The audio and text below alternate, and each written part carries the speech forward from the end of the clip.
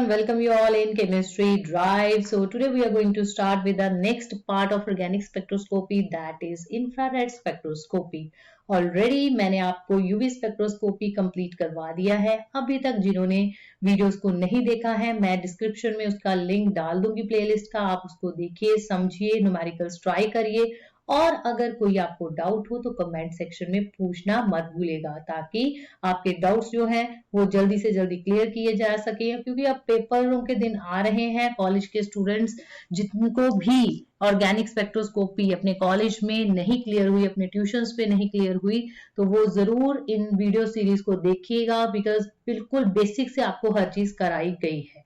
इसी के साथ आपने बेल आइकन को हिट करना नहीं भूलना है, इस पेज को शेयर करना नहीं भूलना है, लाइक करना नहीं भूलना है, और ताकि आपको सारी अपडेट रहे कि मैंने कौन सी जो है वीडियो अपलोड की है. आप अपना नोट्स वगैरह अपनी प्रिपरेशन उस हिसाब से कर ले, तो आपने हिट करना है बेल आइकन को.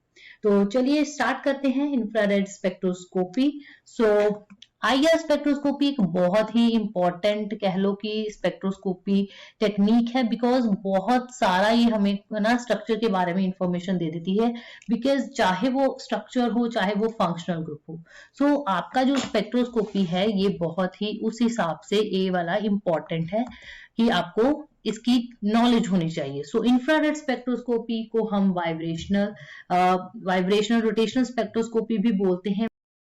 इसको कहते हैं बिकॉज जैसा हमने यूवी स्पेक्ट्रोस्कोपी में किया था कि जैसे अगर हमारा कोई भी मैटर हो, ठीक है, matter anything that occupies space and has volume is called matter, and when your electromagnetic radiation interact with that matter, अब डिपेंड करता है अगर आप यूवी रीजन में रेडिएशन दे रहे हो, ultra violet and visible region में, तो वो आपका उसके हिसाब से जो स्पेक्ट्रा आता है उसको आप अल्ट्रा वायलेट स्पेक्ट्रोस्कोपी कहते हो. और अगर आप इसको आईआर रीजन में आप दे रहे हो, वो भी हम करेंगे कौन कौन से रीजन होते हैं, तो उसमें अगर आप रेडिएशन दे रहे हो तो वो रेडिएशन इस मैटर के साथ इंटरेक्ट करती है. तो एक्चुअल में क्या होता है, मैटर के अंदर क्या होता है, मॉलिक्यूल्स, एंड मॉलिक्यूल्स के अंदर क्या होते हैं, एटम्स, एटम्स के अंदर इलेक्ट्रॉन्स. तो इन actual what is happening here that the radiation is interacting with the electrons. अब डिपेंड करता है उसकी एनर्जी कितनी है, उसकी फ्रीक्वेंसी कितनी है, ठीक है, जो आप रेडिएशन उस पर फॉल करा रहे हो टू योर मॉलिक्यूल. सो उसकी एनर्जी के हिसाब से उसमें क्या होगी, उसमें ट्रांजिशंस होती हैं from the lower level to the higher level, right. तो अगर तो जैसे यूवी रेडिएशन था तो उसकी एनर्जी इतनी काफी ज्यादा होती है, इतनी कैनफ होती है कि वो एक इलेक्ट्रॉन को उसके एक इलेक्ट्रॉनिक लेवल से ट्रांजिशन उसकी कर देगा दूसरे इलेक्ट्रॉनिक लेवल में, ठीक है. बट जो आईआर रेडिएशन होती है, अब जो हर इलेक्ट्रॉनिक लेवल होता है इसके अंदर होते हैं वाइब्रेशनल लेवल्स. इसी तरह हर वाइब्रेशनल लेवल के अंदर होता है रोटेशनल लेवल. इसकी आप डिटेल जो है मैंने फिजिक्स जो है फिजिकल स्पेक्ट्रोस्कोपी करा रखी है पूरी वीडियो सीरीज, तो उसमें जिनको तो इसके बारे में भी डिटेल पढ़नी है about the various vibrational rotational transitions भी कैसे होती हैं, तो उसका लिंक भी मैं इसमें डाल दूंगी डिस्क्रिप्शन में इस वीडियो के, तो वो भी आप पढ़ सकते हो. अब हमारा मोटिव यहाँ पे है इस चीज को समझना कि जो आईआर रेडिएशन होती है इसकी एनर्जी इतनी होती है कि जो अगर आप बात कर रहे हो, आपके बुक्स में यही लिखा होगा कि when the IR radiation falls on the molecules and it undergo vibrational rotational transitions, so that's why इसको हम बोलते हैं, आपको जो स्पेक्ट्रोस्कोपी आईआर स्पेक्ट्रोस्कोपी इसको बोलते हैं वाइब्रेशनल रोटेशनल स्पेक्ट्रोस्कोपी.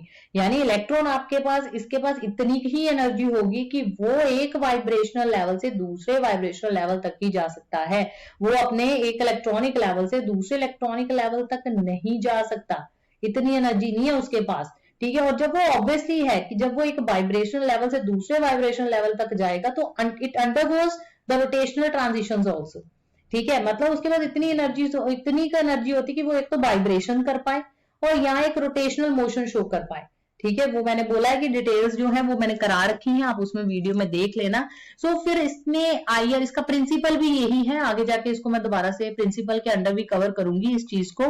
तो यहाँ पे फिलहाल के लिए देखिए कि ये कह रहा है कि आईआर रेडिएशन आपकी इंटरेक्ट कर रही है मैटर के साथ, तो वो जो मैटर है वो उसको एब्जॉर्ब करेगा, अमिट करेगा, रिफ्लेक्शन शो कर सकता है, ठीक है। तो जिसकी वजह से आप क्या पता कर सकते हो कि मेरा वो जो मैटर है, मेरे मैटर में जो मॉलिक्यूल्स हैं उनमें क्या फंक्शनल ग्रुप है, क्या उनका स्ट्रक्चर है। तो कोई भी अननोन सैंपल उठाइए, उसकी आप वेरिफिकेशन, कैरेक्टराइजेशन आप इससे कर सकते हो।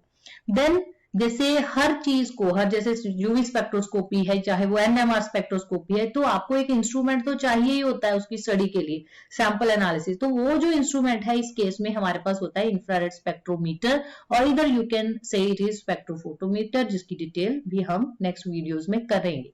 देन ये हमारे पास स्पेक्ट्रम को प्रोड्यूस करता है, like the previous, I am just comparing it with the previous chapter. तो यूवी जो है स्पेक्ट्रम हमारे पास वहां पे आता था, ऐसे ही यहाँ पे हमारे पास इंफ्रारेड स्पेक्ट्रम आएगा। वहां पे जैसे हम बनाते थे, बियर लैम्बर्ट लॉ को फॉलो करते थे, एब्जॉर्बेंस वर्सेस वेवलेंथ हम ड्रॉ करते थे, हमारे पास जो भी स्पेक्ट्रा आता था उसका एनालिसिस करते थे, पीक्स आती थी हमारे पास। बिल्कुल उसी तरह यहाँ पे हमारे पास, आपके पास एक ऑप्शन आ गया है और कि आप एब्जॉर्बेंस या ट्रांसमिटेंस को आप प्लॉट कर सकते हो even against the frequency, against the wave number, against the wavelength. तो आपके पास, आपको पता है कि E is equal to h nu होता है, एंड यू कैन अगेन इसको एलैबोरेट कर सकते हो C by lambda. So this is frequency, this is wavelength, and 1 by wavelength क्या होता है, H C mu bar, that is your wave number. तो फिर उसके बाद जब प्लॉट कर लेते हैं बच्चे, ग्राफ बना लेते हैं, ठीक है, पर उसमें साथ में यूनिट्स भी लिखने होते हैं आपको। तो अगर तो आप वेवलेंथ लेते हो तो IR स्पेक्ट्रम में याद रखिएगा, तो वेवलेंथ के जो आपके यूनिट्स हैं दैट आर द माइक्रोमीटर्स, ठीक है, म्यू एम आप लिखोगे साथ में, mu m. And then if you are taking the wave number, then the units are centimeter inverse, and you always should know that wavelength या wave number जिसके against भी आप प्लॉट कर रहे हो अब्जॉर्बेंस को, वो हमेशा आपको हॉरिजॉन्टल एक्सिस पर ही लेना है उस चीज को, और जो आपकी वर्टिकल एक्सिस है उस पे आपको हमेशा आपकी एब्जॉर्बेंस या ट्रांसमिटेंस को ही लेना है। सो ये इंपॉर्टेंट पॉइंट्स है। डिटेल्स कैसा दिखता है स्पेक्ट्रा, वो अब जैसे आगे आगे हम करेंगे वीडियो सीरीज में वीडियोस, तो आपको क्लियर हो जाएगी चीज, उसकी आप टेंशन नहीं लेने, बस इस चीज को आप साथ साथ में थोड़ा माइंड में रखते जाइए। देन ये वैसे शो किया गया है, आप ये देख सकते हो यूवी रीजन है, ये बिल्कुल उसके पास वाला अगर आ जाए विजिबल रीजन, और ये आ गया इंफ्रारेड रीजन। तो ये आपको ये इलेक्ट्रोमैग्नेटिक रेडिएशंस का है, जो डिफरेंट रीजन्स हैं, starting from the gamma, x-ray, UV. So ये वैसे आप पढ़ लेना कि रीजन कौन से होते हैं इलेक्ट्रोमैग्नेटिक रेडिएशन के। तो next is this one is important, जो हमारे यहाँ पे यूज होगा IR स्पेक्ट्रोस्कोपी में। सो IR रीजन जो है वो 3 पार्ट्स में हमने डिवाइड किया हुआ है इलेक्ट्रोमैग्नेटिक स्पेक्ट्रम का। वही जो आपको पीछे दिख रहा था, ये वाला ये रीजन जो है, इसको भी हमने 3 जो है भागों में बांटा हुआ है, near, mid and far, depending upon for their relation to the visible spectrum. So now the very higher energy one is the near IR। तो इसकी नोट कर लीजिएगा, कई बुक्स में मैंने देखा था 12,500 से भी दी हुई है। So but this is the value जो मतलब मैंने गूगल से सर्च की हुई है, तो ये वैल्यू वैसे ज्यादा हम यूज करते हैं। सो आप ये भी लिख लोगे तो गलत नहीं होगा। 14,000 से लेके हमारे पास 4,000 सेंटीमीटर इनवर्स तक ये जो वैल्यू है इसकी, then centimetre inverse, then coming to the wavelength, this is your wave number, okay, value, this is 0.7 to 2.5 and this is your wavelength, and इसमें मोस्टली ज्यादातर तो ओवरटोन्स वगैरह आ जाते हैं, तो हम इसको इतना यूज मतलब ज्यादा नहीं करते। इस रेडिएशन को जो है, इस रीजन में जो है रेडिएशन हम फॉल मैटर पे कम ही करते हैं। नेक्स्ट आता है मिड रीजन, जो आता है 4,000 से एक्सटेंड होगा। तो आप इस तरह ना एक स्केल सा बना लेना, 4,000 से हमारे पास आ गया 14,000 से 4,000, देन 4,000 से हमारे पास आ गया 400, देन 400 से हमारे पास आ गया 10 centimetre inverse. So this whole region is your near IR, this is your middle या IR भी बोल देते हैं इसको region, and this is your far IR region. And most of जो हमारा स्पेक्ट्रा एनालिसिस होता है वो इस रीजन में होता है, IR रीजन में, बिकॉज यही वो मतलब रेडिएशन है जो रोटेशनल एंड वाइब्रेशन जो ट्रांजिशंस है उसके साथ एसोसिएट है। सो आप यहाँ से नोट कर सकते हो, इस तरह आप बॉक्स एक बना लेना, तो यहाँ लिख लेना कि ये वेव नंबर की वैल्यू, इसके कॉरस्पॉन्डिंग आप वेवलेंथ की वैल्यू यहाँ से नोट कर सकते हो। स्क्रीनशॉट ले लो चाहे, कि ये 0.7 से इसी तरह बना लोगे, 0.7 से 2.5 और 2.5 से आगे चले जाओ 25 माइक्रोमीटर, एंड देन 25 से आगे चले जाइए आप 1000 micrometre. So this is your value of for your wavelength. Then coming to the principle of IR spectroscopy, so as I show you already before that if this is one electronic level, this is another electronic level. ये ground state एक excited state का है और ये अंदर इसने openly यहाँ दिखाया हुआ है कि अगर आप ध्यान से देखोगे तो आपके पास क्या है, यहाँ पे एक हर इलेक्ट्रॉनिक लेवल के अंदर क्या है, ये दिख रहा है आपको वाइब्रेशनल लेवल्स होते हैं. देखो इतने से में ही ये देखो 0, 1, 2 एंड सो ऑन, तो आपके पास वाइब्रेशनल लेवल्स है और वाइब्रेशनल लेवल्स के अंदर ये क्या है, सारे रोटेशनल लेवल्स. ठीक है. Now the absorption of IR region जो है, जैसे मॉलिक्यूल एब्जॉर्ब करता है आईआर रेडिएशन को, वो क्या करता है अपने लोअर वाला जो वाइब्रेशनल लेवल होगा, ये दिख रहा है आपको यहाँ पे, उससे अपना जो भी एक्साइटेड, मतलब जरूरी नहीं है जाके सीधा थर्ड पे चला जाएगा, धीरे धीरे ये देखिए फर्स्ट तक ही जा, हो सकता है एनर्जी इतनी हो कि वो क्या करेगा, क्योंकि हमारे पास रेंज है ना, मैंने आपको अभी दिखाया पीछे कि हमारे पास है 4000 से 400 की रेंज. ठीक है. अब सपोज करो आप 3000 की दे रहे हो, ठीक है, रेडिएशन, ठीक है, इतने में. सो आपके पास सेंटीमीटर इनवर्स, तो वहां पे क्या होगा, हो सकता है वो V0 से V2 तक ही जा पाए, तो उसके कॉरस्पॉन्डिंग ये अंदर क्या है, रोटेशनल स्टेट्स. ठीक है. सो एब्जॉर्बेंस होगी, वाइब्रेशनल लेवल्स के बीच में ट्रांजिशन होगी and vibrational levels they are closely related to the there are the closely spaced rotational levels. So that's why it is called vibrational rotational spectra और यही इसका जो है प्रिंसिपल है. देन उसके बाद एक चीज आपने याद रखनी है कि जब कभी भी एक्चुअल में होता क्या है, जब आप रेडिएशंस देते हो, ये याद रखना कि फ्रीक्वेंसी चेंज नहीं होती, not changed, but amplitude change हो जाता है. मॉलिक्यूल का एम्पलीट्यूड बढ़ जाएगा. ठीक है. फ्रीक्वेंसी नहीं बढ़ती, एम्पलीट्यूड बढ़ने से क्या होगा कि एक ऑसिलेटिंग डाइपोल सेटअप हो जाता है. ऑसिलेटिंग डाइपोल सेटअप हो जाएगा एक. और ये बड़ी एक इंपॉर्टेंट चीज है कि रेडिएशन जो है फॉल कर गई मॉलिक्यूल पे, एम्पलीट्यूड भी हो गया चेंज, पर अगर उसमें डाइपोल ही नहीं बनेगा, उसमें ऑसिलेटिंग डाइपोल ही नहीं बनेगा, तो कोई आगे मतलब उसका इतना स्पेक्ट्रा वगैरह नहीं आना. सो डाइपोल ये भी आगे इसका सिलेक्शन रूल में ये चीज आप यू विल स्टडी दिस कि डाइपोल बनना बहुत जरूरी है. तो यहाँ पे देखिए लिखा है कि अगर फ्रीक्वेंसी चेंज नहीं हो रही बट एम्पलीट्यूड चेंज हो रहा है, ऑसिलेटिंग डाइपोल एक सेटअप हो जाता है और जो इलेक्ट्रिक वेक्टर होता है, इलेक्ट्रिक वेक्टर ऑफ आईआर जो रेडिएशन है, ठीक है, electric vector of IR radiation क्या करता है, देन इस ऑसिलेटिंग डाइपोल के साथ इंटरेक्ट करेगा. ठीक है. इलेक्ट्रिक वेक्टर जो होगा आईआर रेडिएशन का, वो इस ऑसिलेटिंग डाइपोल जो है उसके साथ इंटरेक्ट करेगा, जिसकी वजह से एब्जॉर्प्शन होती है एनर्जी की, एब्जॉर्प्शन ऑफ एनर्जी. और जब एब्जॉर्प्शन ऑफ एनर्जी होती है तभी एक जो आपके पास मॉलिक्यूल है that show the transition from one vibrational level to the other vibrational level.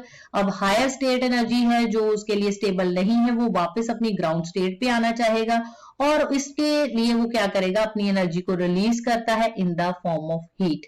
So that's why फिर उसके कॉरस्पॉन्डिंग आपके पास स्पेक्ट्रम आता है. सो इसलिए ये प्रोसेस जो है प्रिंसिपल में ये भी आपको लिखना ही पड़ेगा कि आप पहले इसके बारे में बता देना कि जब हम आईआर रेडिएशन फॉल करते हैं तो ट्रांजिशन एक एनर्जी एक वाइब्रेशन लेवल से दूसरे वाइब्रेशन लेवल में होती है and each vibration level is associated with closely spaced rotational levels and that's why it is also called vibrational rotational spectra. You can either get the 1 mark question on that. Then after that you have to write on this whole thing that whenever the radiation is fall on the molecule, the frequency is not changed but the amplitude is changed, and due to which the oscillating dipole is set up and the electric vector of IR radiation, it interacts with that dipole, oscillating dipole, and that leads to the absorption of energy, and this energy is the one which leads to the transition from one vibration level to the other vibration level. As the higher energy state is not quite stable, so the molecule will try to come back to the ground state and release the energy in the form of heat. Okay, so next उसके बाद आपको पता होना चाहिए, इसी में आप लिखोगे IR एक्टिव के बारे में, इंफ्रारेड एक्टिव कौन से होते हैं और इंफ्रारेड इनएक्टिव कौन से होते हैं मॉलिक्यूल. सो आईआर एक्टिव वही होंगे जैसा मैंने बोला है कि only those bonds that are accompanied by the changing dipole movement will absorb in the IR region, कि वही एब्जॉर्प्शन शो करेंगे जिनमें क्या होगा, चेंज इन डायपोल मूवमेंट. तो वही IR एक्टिव होते हैं। इसके कॉरस्पॉन्डिंग जो नहीं शो करते, which do not accompanied by the change in dipole moment of the molecule, so उनको हम बोलते हैं IR इनएक्टिव। सो मोस्टली जो आपके पास बॉन्ड होते हैं, जैसे C डबल बॉन्ड हो गया, NH हो गया, ठीक है, OH हो गया, NO2 हो गया, ये सारे क्या है, IR एक्टिव हैं। और IR इनएक्टिव है मोस्टली जो सिमेट्रिकल, जैसे एल्कीन्स हो गए, ठीक है, जैसे सपोज इस तरह का कुछ हो गया, सो कोई भी सिमेट्रिकल एल्कीन हो गया, CH3 कर लो यहाँ, ठीक है, तो जैसे आप कट करोगे तो एक सिमेट्री फॉलो हो रही है, सो सिमेट्रिकल अल्कीन हो गया, अल्काइंस हो गए, so they mostly are IR inactive. इनका स्पेक्ट्रा एनालिसिस करना IR रीजन में क्वाइट डिफिकल्ट। अब डायपोल मोमेंट कैसे चेंज होता है, एक्चुअल में जैसे रेडिएशन फॉल करती है, ठीक है, तो मॉलिक्यूल पे जब फॉल करती है तो वाइब्रेशन का मतलब क्या है, वो वाइब्रेट करेगा। वाइब्रेट करने का मतलब है कि वो शो करता है क्या, वो शो करता है हमारे पास कुछ fundamental vibrations called molecular vibrations. So basically the molecular vibrations are the stretching vibration, stretching vibrations, कि जब लाइट फॉल की उस पे, तो क्या हुआ कि जो मॉलिक्यूल है, जैसे वाटर है सपोज, ठीक है, अब वाटर के बीच में क्या है हमारे पास, ठीक है, ये सपोज OH बॉन्ड, इधर भी OH बॉन्ड है, तो जब लाइट फॉल की इस पे, तो क्या हुआ कि जो लाइट है उसने इसके बॉन्ड्स में हलचल करनी है। जैसे ये OH हो गया, या तो ये स्ट्रेच होगा या ये क्या होगा आपके पास, I am just giving the example, so इधर या तो स्ट्रेचिंग होगी या bending. In general about stretching vibration, तो स्ट्रेचिंग वाइब्रेशन में क्या होता है कि हमारे पास जो डिस्टेंस होता है एटम्स के बीच का, जैसे आप देख रहे हो ये carbon hydrogen, this carbon and this hydrogen, तो या तो डिस्टेंस इंक्रीज होगा ऑब्वियसली, जैसे ये कोई चीज है, ठीक है, आप इसको स्ट्रेच कर रहे हो, जब स्ट्रेच करोगे तो उसका डिस्टेंस बढ़ेगा, जब स्ट्रेचिंग की एनर्जी को थोड़ा सा रिलीज करोगे तो डिस्टेंस उसका कम होगा। तो यहाँ पे भी वही चीज होती है, स्ट्रेचिंग वाइब्रेशन में जो डिस्टेंस होगा between the atom is increase और डिक्रीज। बट यहाँ पे एक चीज आपने याद रखनी है कि जो एटम्स हैं, अगर आप देख रहे हो, इन्होंने अपना जिस प्लेन में है उसी प्लेन में देखिए इस तरफ कोई स्ट्रेच हो रहे हैं, ये इस तरफ कोई स्ट्रेच हो रहा है, द बॉन्ड जो एक्सेस है यहाँ पे सेम रहेगी, same bond axis in stretching के केस में। तो जबकि आपके पास जो है बेंडिंग के केस में क्या होता है कि जो बॉन्ड एक्सेस है वो चेंज हो जाएगी। अगर आप देख रहे हो कि देखो पहले ये इस एक्सिस में था, अब ये देखिए अंदर की तरफ जब इसको मूव कर रहे हो तो उसकी एक्सिस चेंज होगी। जैसे सपोज इस चीज को यहां से समझ सकते हो, अगर ये AB है, ठीक है, अगर मैं सेंटर से पकड़ के इन दोनों को यहाँ पे बेंड करूं तो ये कुछ इस तरह का दिखेगा A एंड B। तो उससे क्या हुआ, पहले ये इस एक्सिस के अलोंग थे, ठीक है, अब इनकी एक्सिस बिल्कुल चेंज हो गई है, तो बेंडिंग वाइब्रेशन में द बॉन्ड एक्सिस जो है वो चेंज हो जाती है। Next coming to the value of the energy, कि हमें कैसे पता चलता है स्ट्रेचिंग वाइब्रेशन बेंडिंग वाइब्रेशन का। सो स्ट्रेच में हमेशा हमें ज्यादा एनर्जी अप्लाई करनी पड़ती है, तो जिसकी वजह से हमेशा याद रखिएगा stretching vibration they appear at higher energy and wave number values, ठीक है, इनकी वैल्यूज ज्यादा रहती है as compare to your bending. यहाँ वैल्यूज को आप चेक कर सकते हैं, 2853 यहाँ 1450, so values are quite high as compare to the bending vibration. Then coming to the types of your stretching and bending. So stretching हमारे पास दो तरह की स्ट्रेचिंग है, सिमेट्रिकल स्ट्रेच है एंड एसिमेट्रिकल स्ट्रेच है। So now what is the symmetrical stretch? Symmetrical stretch में क्या होता है कि जो आपके पास बॉन्ड एक्सेस है, ठीक है, बॉन्ड्स है अलॉन्ग जो भी एक्सेस है, तो वो क्या रहते हैं, सिमेट्रिकली स्ट्रेच होंगे। जैसे सपोज दिस वन, तो ये सिमेट्रिकल, ये देखो ये भी बाहर को गया तो ये वाला बॉन्ड भी बाहर को जाएगा, तो सिमेट्रिकली स्ट्रेच होंगे। या कंप्रेस भी करने हैं अंदर की तरफ तो ये सिमेट्रिकली होंगे, ठीक है। एंड एग्जांपल इसमें मैंने यहाँ पे दिखाई हुई है, ये वाली वैल्यू है, आप नोट कर सकते हैं 2853 सेंटीमीटर इनवर्स जो है इसकी नियर अबाउट वैल्यू है, और इसको आप ऐसे म्यू सिमेट्री से भी इसको डिनोट कर सकते हो। Then coming to asymmetrical stretch, so asymmetrical stretch में क्या होता है कि आपके पास, अगर सेम ही एग्जांपल ले लेते हैं हम CH2 के बॉन्ड की, जो हमारे पास CH बॉन्ड है उसमें पर्टिकुलर, सो एसिमेट्री के में क्या होगा कि अगर एक बॉन्ड आपने स्ट्रेच किया है बाहर की तरफ, अगर ये वाला CH बॉन्ड आप बाहर की तरफ कर रहे हो तो इस बॉन्ड को आप कंप्रेस कर रहे हो, so in this case it is asymmetric stretch and जो वैल्यू है इसके लिए वो रहती है नियर अबाउट 2926 सेंटीमीटर। इनवर्स पे ये एब्जॉर्प्शन जो है एसिमेट्रिक स्ट्रेच दिखाता है CH2 bond. Then coming to next is the bending vibration. So bending vibration में दो पार्ट्स में हमने इसको डिवाइड किया है, in plane bending and out of plane bending. Now in plane के अंदर दो रहेंगी, इन प्लेन सीजरिंग डिफॉर्मेशन होती है, इन प्लेन दिस रॉकिंग, ठीक है। सो इन प्लेन जो सीजरिंग है that is like a seizure, जैसे हम घर पे जो सीजर यूज करते हैं, तो सीजर के जो ब्लेड्स होते हैं जब आप यूज करते हो, अगर आपके पास ये सपोज सीजर है, I am just trying to draw it कि सीजर लग जाए, तो जब इसको आप चलाते हो इस सीजर को, तो ये अंदर की तरफ ब्लेड्स मूव करते हैं। बिल्कुल इसी तरह हमारे पास जो बॉन्ड्स होंगे, ठीक है, जो बॉन्ड्स हैं, जैसे ये CH बॉन्ड है, ये CH बॉन्ड है, ये अंदर की तरफ ये शो करेंगे मूवमेंट, ठीक है। सो इन प्लेन सीजरिंग में आप कहोगे that the two atoms they move toward each other like the blade of the seizure, so that is the scissoring bending vibration. पूरा वर्ड लिखना है आपने, सीजरिंग है क्या, ये बेंडिंग वाइब्रेशन। क्लियर।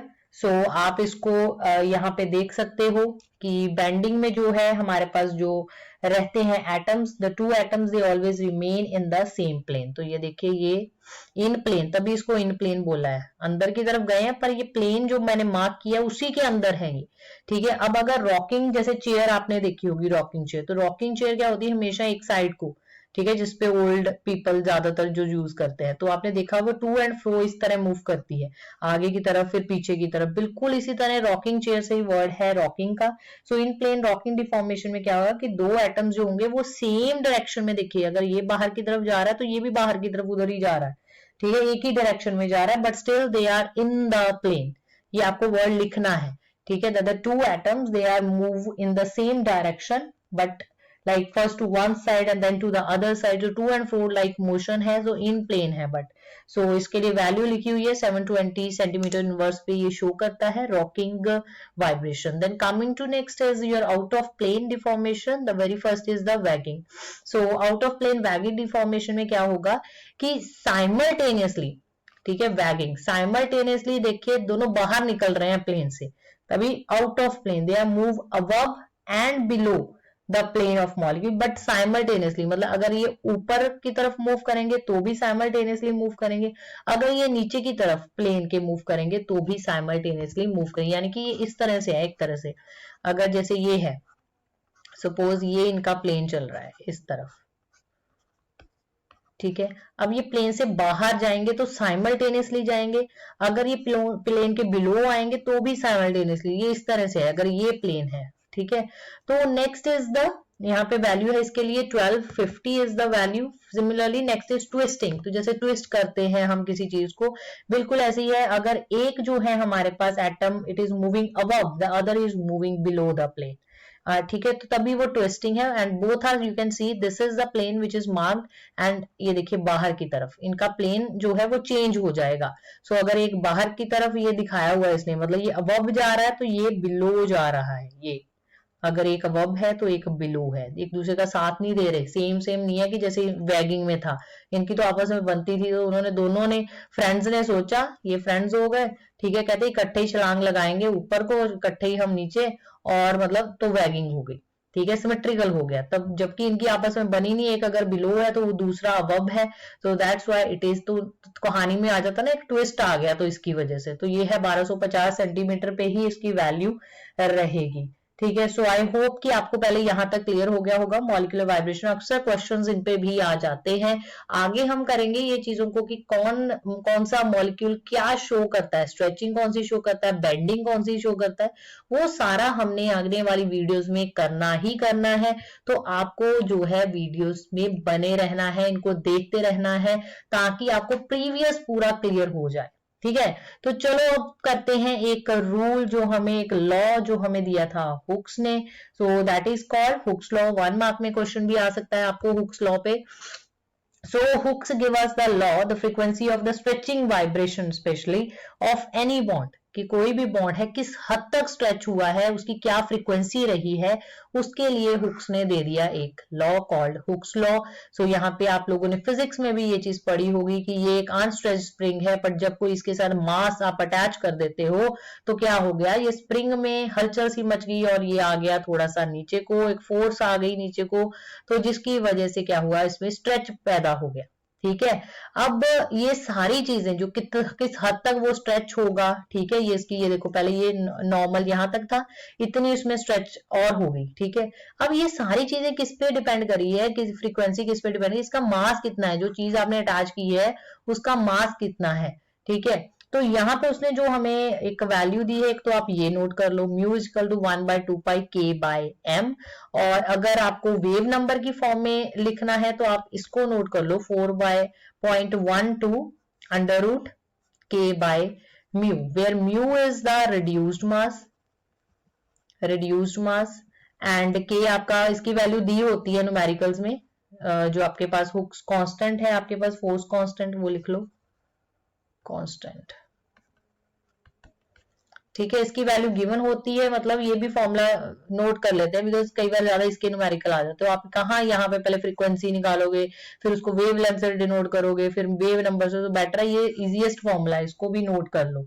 सो अगर आपको रिड्यूस्ड मास पता है, ठीक है, and you can calculate the wave number for your whatever molecule you want to study. ठीक है, उसमें किस हद तक स्ट्रेचिंग वाइब्रेशन हुई आप उसको कर सकते हो।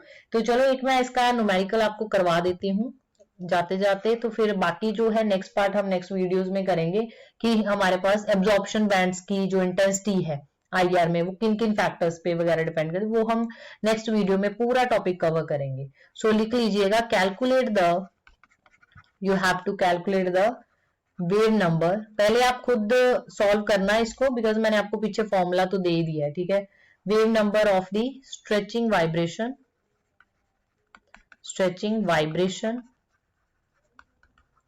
of a CH bond, and as I told you they always give you, so given K की वैल्यू गिवन है 5 into 10⁵ डाइन्स पर सेंटीमीटर।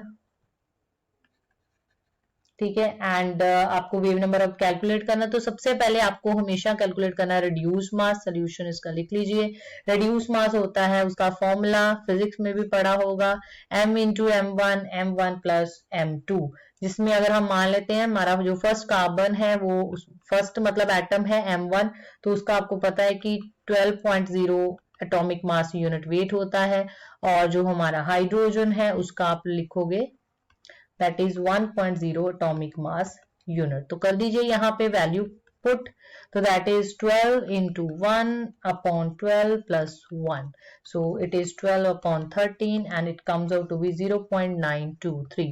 क्योंकि ये भी mg तो वो कट जाएगा, तो इसका कोई यूनिट नहीं लिखोगे आप।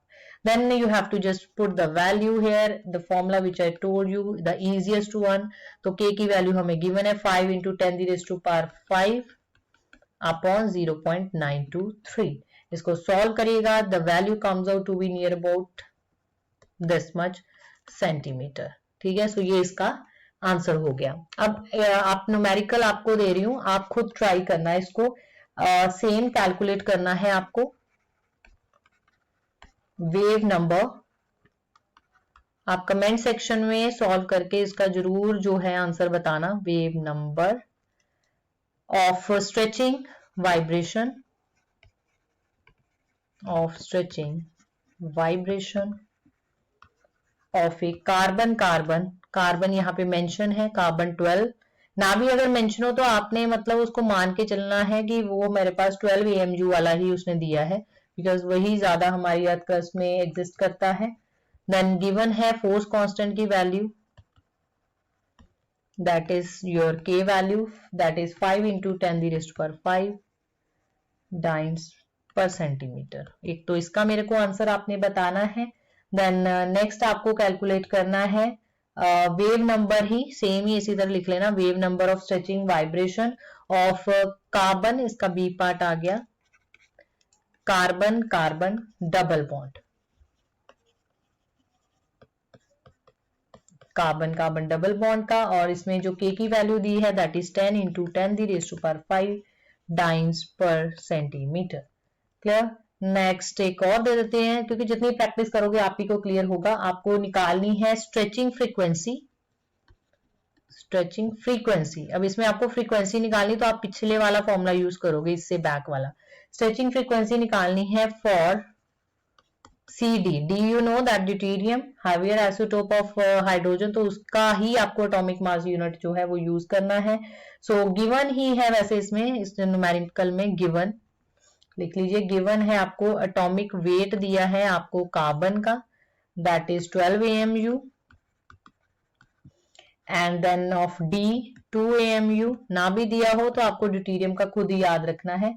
और फोर्स कांस्टेंट की वैल्यू इसमें जो है इस न्यूमेरिकल में K की वैल्यू सेम ही रहेगी, दैट इज 5 इंटू 10⁵ लिख लेना डाइन्स पर सेंटीमीटर। ठीक है, तो ये तीनों के आंसर्स मेरे को कमेंट सेक्शन में बताना, और कोई पार्ट इसमें से आपको नहीं समझ लगा तो प्लीज पहले बता देना, ताकि मैं नेक्स्ट वीडियो के स्टार्टिंग में ही उस चीज को कवर कर दूं, तो आपके डाउट्स ले लूं। ठीक है, so see you till then in the next video, stay tuned with chemistry drive in रवनी।